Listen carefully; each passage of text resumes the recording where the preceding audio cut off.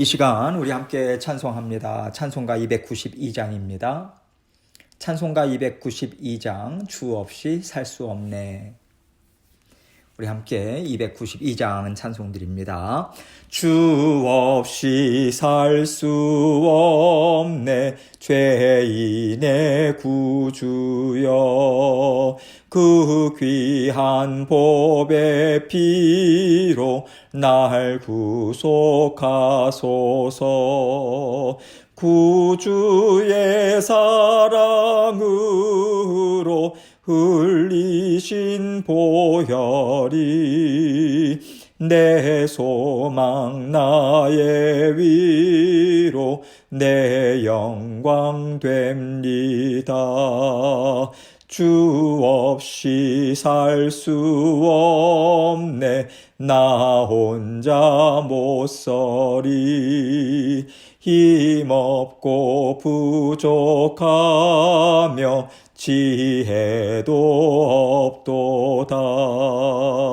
내 주는 나의 생명 또 나의 힘이라 주님을 의지하여 지혜를 얻으리. 주 없이 살 수 없네 내 주는 아신다.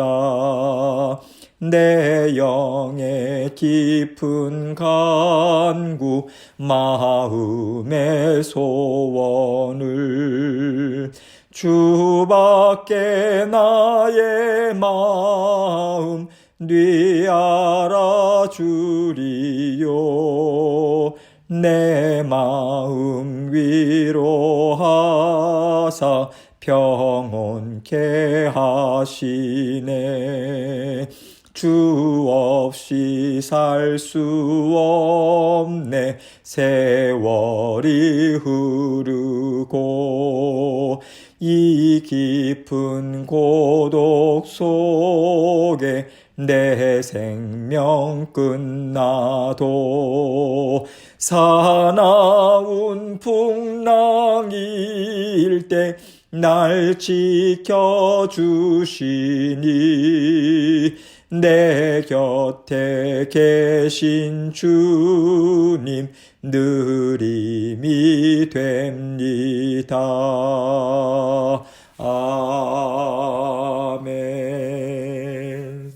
기도하겠습니다. 하나님 아버지 감사합니다. 오늘도 아버지 하나님께서 사랑하는 모든 성도님들의 삶을 지켜보아여 주실 줄 믿고 또 감사드립니다. 아버지 하나님 언제나 주님의 사랑에 빚진 마음으로 아버지 하나님 앞에 더욱더 주님의 말씀으로 또 기도 가운데 주님과 대면하는 삶 계속해서 이어나갈 수 있도록 도와주옵소서. 그래서 아버지 하나님 저희가 실족하지 아니하고 아버지 하나님 정말 주님의 말씀으로 또 기도 가운데 힘과 능력 얻고 소망 가운데 주님을 믿는 믿음으로 살아가는 저희 모두 될 수 있도록 도와주옵소서. 자그마한 것 하나라도 주님께 다 의탁합니다. 우리 자신을 의뢰하지 아니하고 주님의 은혜와 사랑 변함없이 우리에게 부어주심을 믿는 믿음으로 전진하는 오늘 하루 될 수 있도록 도와주옵소서. 아버지 하나님 말씀 가운데 저희에게 들려주시는 음성 듣기 원합니다. 겸손한 마음으로 주님 앞에 나아가게 하시고 전하는 자 듣는 자 주님의 은혜 가운데 묶어주옵소서. 주님께서 주신 말씀 주님께만 영광 돌리기 원합니다. 함께하여 주옵소서. 예수님 이름으로 기도합니다. 아멘. 하나님 말씀 요한복음 18장 28절로 32절입니다. 요한복음 18장 28절로 32절 말씀 제가 읽습니다. 그들이 예수를 가야바에게서 관정으로 끌고 가니 새벽이라. 그들은 더럽힘을 받지 아니하고 유월절 잔치를 먹고자 하여 관정에 들어가지 아니하더라. 그러므로 빌라도가 밖으로 나가서 그들에게 말하되 너희가 무슨 일로 이 사람을 고발하느냐? 대답하여 이르되 이 사람이 행악자가 아니었더라면 우리가 당신에게 넘기지 아니하였겠나이다. 빌라도가 이르되 너희가 그를 데려다가 너희 법대로 재판하라. 유대인들이 이르되 우리에게는 사람을 죽이는 권한이 없나이다 하니 이는 예수께서 자기가 어떠한 죽음으로 죽을 것을 가리켜 하신 말씀을 응하게 하려 함이라라. 아멘. 우리 주님께서는요, 하나님의 아들로서 이 땅에 오셔서 모든 일들을 다 하나님의 말씀에 순종함으로 이루어 가셨습니다. 그런데 그 반면에 예수님을 대적하고 죽이려고 하는 유대인들, 바리새인들, 또 제사장들은요, 철저하게 하나님의 말씀을 대적하는 그 세상의 마음, 세상의 논리를 따라가고 있다라고 하는 것을 우리는 볼 수 있어요. 이들은요, 하나님의 말씀을 맡은 자들이었습니다. 한마디로 말하자면 말씀을 철저히 지킴을 통해서 먹고 살아가는 사람들이었어요. 그런데 그들이 말씀을 지키는 것은 먹고 살기 위해서였지, 하나님을 기뻐하고 하나님을 높이고 하나님의 나라를 이루어가는 데는 관심이 없었다는 것을 성경에서는 계속해서 드러내주고 있습니다. 성경은 왜 이것을 드러내주고 있을까요? 우리가 하나님을 믿고요, 하나님의 자녀들로서 주의 몸된 교회를 이루고 믿음의 가정, 또 믿음의 사업체도 이루며 살아가고자 우리는 애를 씁니다. 그런데 우리가 삶을 살아가다 보니 어느새 우리의 마음이요, 하나님의 나라를 세우는 것보다는 사업장에 이윤을 내는 것에 더 많은 힘을 쏟고 있는 거예요. 또 하나님의 자녀로서 하나님 나라를 이루어가는데 하나님을 드러내고 하나님의 말씀이요, 온 땅에 충만해지는 것을 위해서 봉사하고 또 섬기기보다는 어느새 내 믿음, 내 지혜로움, 내 헌신, 내 봉사, 이것이 더 드러나 보이게 하는데 더 힘을 쏟게 되더라. 이것을 우리에게 깨닫게 해주기 위해서라고 저는 생각합니다. 하나님을 사랑하는 마음을 갖고 있으면서도요, 왜 자꾸만 우리의 마음이 부패해지고 그 마음이 세상과 합해지는 것으로 바뀌어져 갈 수밖에 없을까요? 이에 대해서 다윗은요, 내가 죄악 중에서 출생하였으며 어머니가 죄 중에서 나를 잉태하였나이다 라고 말하고 있어요. 그게 사람이라는 거죠. 그래서 사람은 악하다는 뜻입니다. 그래서 우리는 사람은 선하다고 얘기하지 않아요. 우리는 천성이 악한 사람들이기 때문에 그렇습니다.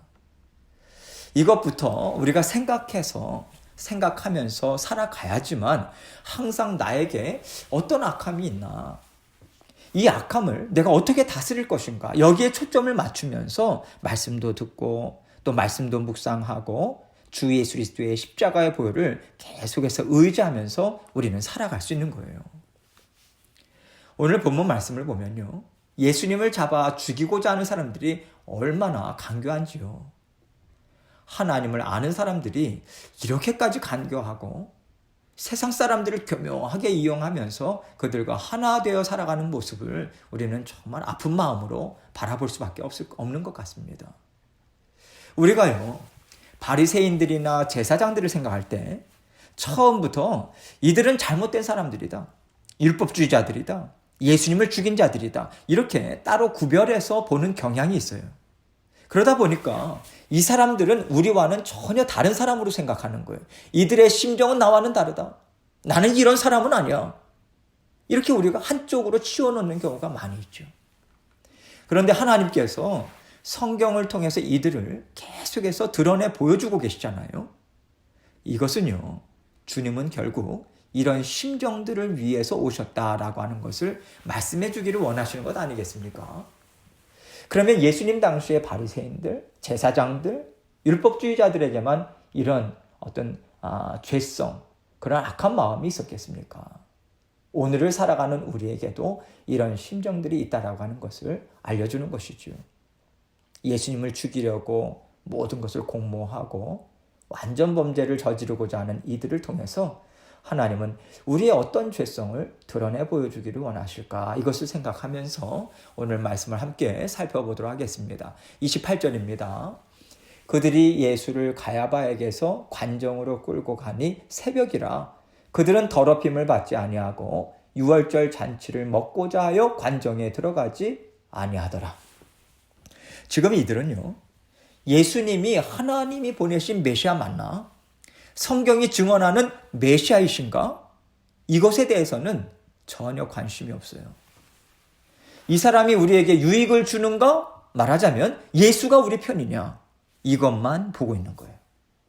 그렇기 때문에 지금 그들이 하는 일은 하나님의 말씀을 쫓아가는 게 아니라고 하는 것을 우리는 분명하게 볼 수 있습니다. 그런데 오히려 그들은요, 자신들이 깨끗하다고 생각하는 거예요. 그러면서 그 모든 일들을 행하고 있다라고 하는 것. 이것이 정말 놀랍고 무서운 일인 거죠. 이렇게 사람의 마음이 죄에 사로잡히면요, 하나님 앞에서까지도 나는 의롭다, 그렇게 고개를 뻣뻣이 들고 살아가게 되는 것이죠. 이것을 성경이 목이 곧은 백성이라고 그렇게 표현을 했습니다. 목이 곧은 백성이라고 하는 말이 무슨 뜻입니까? 하나님 앞에 교만하다는 뜻이잖아요. 교만하다는 것은요, 자신의 죄를 깨닫지 못하는 거예요. 나는 하나님 앞에서 떳떳합니다. 나는 아무런 죄가 없습니다. 이렇게 당당하게 맞서고 있다라고 하는 것을 얘기하는 거거든요. 지금 이들은요, 이러한 교만하고 영적으로 우둔한 심정으로 모든 일들을 지금 이루고 있는 것입니다. 하나님 앞에서 전혀 거리낌이 없어요. 그래서 이들은 예수님을 죽이기로 종교회의를 통해서 결정한 거죠. 하나님의 말씀에 비추어 봐서 죄인인지 아닌지 그것을 판단하는 자리인데요, 그 자리에서 예수님을 죽어야만 하는 죄인이다, 이렇게 심판한 거예요. 그만큼 그들의 마음이 굳어졌다는 거죠. 그것도 모자라서 이제는 그들이요, 자신들의 손에는 피 한 방울 묻히기를 원하지 않아요. 또 하나님이 말씀하신 게 아닙니다. 자기들이 정한 규례예요. 그것을 어기지 않으면서 그들이 원하는 뜻을 이루어갈 수 있는 좋은 방법을 지금 사용하고자 하고 있는 거예요. 이것이 참 재미있는 심리인 거죠. 하나님을 사랑한다고 하는데 하나님이 보내주신 구원자는 철저하게 미워하는 것이고요. 이것이 하나님의 자녀들이 가질 수 있는 위험천만한 마음인 것을 우리는 이 말씀을 통해서 생각할 수 있겠습니다. 29절입니다. 그러므로 빌라도가 밖으로 나가서 그들에게 말하되 너희가 무슨 일로 이 사람을 고발하느냐. 베드로는요, 이른 새벽임에도 불구하고 그들의 고발을 받습니다. 이때는 유월절 절기이기 때문에 로마 총독으로서도 바짝 긴장하고 있는 상황인 거예요. 유월절은 유대인들의 큰 명절 아닙니까? 절기예요. 우리는 하나님이 보호해주는 귀한 백성이다, 이 선민의식이 가득 차가지고 로마의 반기를 드는 경우가 많이 있었기 때문에 이때는 유대 종교 지도자들에게도 또 로마 총독에게도 참 예민한 때인 거죠. 이때 유대인들이 만약에 반란을 일으키면 그 유대 지역을 다스리고 있던 총독이죠, 빌라도는 정치적인 손상을 입게 되는 거죠. 데미지가 되게 크게 클 수밖에 없는 거예요. 또 유대 종교 지도자들도 예수님을 잘못 따르게 되면요, 예수님을 따르던 군중들이 많았잖아요.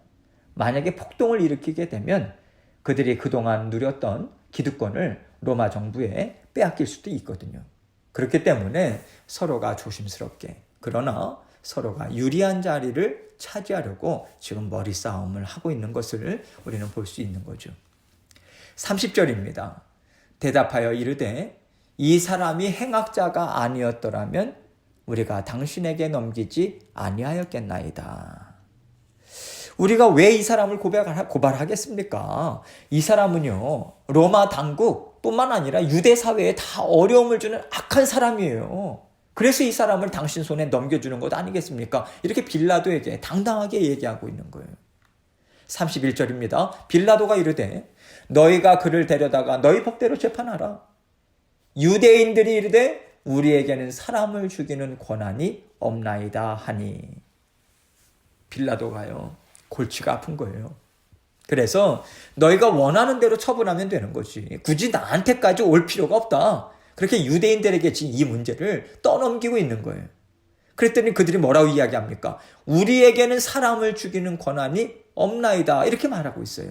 이 문제를 다시 빌라도에게 떠넘기면서요, 예수는 로마 법정에서 결정해서 죽어야 하는 죄인이다, 이 뜻으로 지금 얘기하는 것입니다. 다시 말해서 이런 죄인은, 이런 극악무도한 죄인은 십자가 처형이 마땅하다, 이렇게 강경하게 밀어붙이고 있는 것이죠. 32절입니다. 이는 예수께서 자기가 어떠한 죽음으로 죽을 것을 가리켜 하신 말씀을 응하게 하려 함이러라. 지금 유대인들이나 빌라도는요, 서로 자기 손에 피를 묻히고 싶지 않은 거예요. 어떤 위험도 감수하고 싶지 않은 거예요. 그래서 가장 안전한 방법으로 자신들의 뜻을 이루려고 서로 신경전을 벌이고 있는 거죠. 그런데 지금 성경은 무엇이라고 이야기합니까? 예수 그리스도의 죽음에 대해서 이미 예언된 말씀을 우리 주님께서 이루어가고자 지금 순종하고 계신다. 이것을 말하고 있는 거죠. 이게 무엇을 말해주고 있습니까? 세상은 서로 자기의 유익을 위해서 아무리 연합한다 할지라도 하나님께서는 이들이 태어나기도 한참 전에, 아주 오래전에 하나님은 이미 이 모든 일들을 계획하셨다. 그리고 지금 이루어가고 계시다라고 하는 것을 보여주고 있는 것입니다. 하나님의 완전하신 지혜, 완전하신 능력 가운데 이들은요, 오히려 하나님의 뜻을 이루는데 사용되고 있다라고 하는 것을 지금 성경은 드러내 보여주고 있는 거예요. 세상이 아무리 악하고 교활해도요, 하나님의 완전하신 지혜를 이기지 못합니다. 세상이 아무리 그들의 뜻을 이루려고 연합해도 하나님의 전지전능하심 이길 수가 없어요. 하나님의 뜻 어그러뜨릴 수 없습니다. 뿐만 아니라 우리의 연약함이요, 우리의 악함이요, 이 또한 하나님의 뜻을 어그러뜨릴 수가 없어요. 하나님께서 우리를 얼마나 사랑하시는지 우리에게 주신 구원을 우리는 결코 빼앗기지 않고요, 그 구원이 어그러지거나 세상의 것으로 얼룩지는 일을 주님은 허락하지 않으십니다. 때로는 우리가 넘어지고요, 하나님의 품 밖으로 나갈 때도 있을 때가 있을 수도 있어요. 그럴지라도 하나님께서는 반드시 우리가 하나님 앞에서 다시 기뻐하고 즐거워하는 자리에 있을 수 있도록 우리를 주님의 품 안으로 불러주십니다. 깨끗게 하시고요, 새롭게 해주세요. 주님의 사랑은 언제든지 완전합니다. 변함이 없기 때문에 그래요. 주님께서 이렇게 우리를 사랑하셔서 모든 일들을 지금 이루어주고 계십니다. 우리가 혹시라도 잠시 하나님 앞에 죄송스러운 마음을 가졌고요, 또 하나님이 기뻐하시지 않으시는 삶을 살아가고 있을지라도 우리 주님께서는 결코 우리를 포기하지 않으십니다. 여전히 붙잡아주고 여전히 우리를 인도해주고 계세요. 이것을 믿는 믿음, 이것이 우리에게 하나님께서 가장 기뻐하시는 믿음 아니겠어요? 우리가 연약하다 할지라도 주님의 강함, 주님의 사랑, 변함없음, 이것을 믿는 거죠. 그리고 그것을 믿어야만, 믿을 때 다시 한번 주님 품으로 달려나갈 수 있는 힘이 생기는 것 아니겠어요? 그래서 그 시간을 통해서 우리는 또다시 하나님의 깊으신 사랑을 체험합니다. 완전하신 지혜를 깨닫죠. 완전하신 능력을 깨닫는 거예요. 그래서 우리는 결국 하나님 앞에 온전히 꿇어 엎드리고, 하나님, 제가 주님 앞에서 살아가니 참 감사합니다. 이렇게 마음의 평안함을 주시니 참 기쁩니다. 이 자리로 우린 다시 나아갈 수 있는 거예요. 여러분, 우리는요, 하나님의 신실하신 사랑을 받아왔습니다. 그게 어떠한 사랑인지 우리는 알고 있어요. 전지전능하신 능력 가운데 우리가 살아가고 있는 것, 이것이 참된 복이다. 이것을 우리는 알고 있습니다. 날마다 우리가 주님이 베풀어 주시는 그 신실한 사랑, 능력을 받아 누리는 그 하나님의 크신 은혜 가운데 살아가고 있는 것을 우리는 날마다 체험하고 있어요. 그래서 언제나 하나님 앞에 우리는 올려드릴 것은 감사밖에 없습니다. 하나님께서 은혜를 베풀어 주셔서 오늘도 우리는 살아갈 수 있는 거죠. 하나님이 나를 사랑하시니 나에게 언제든지 좋은 것을 주실 것을 믿습니다.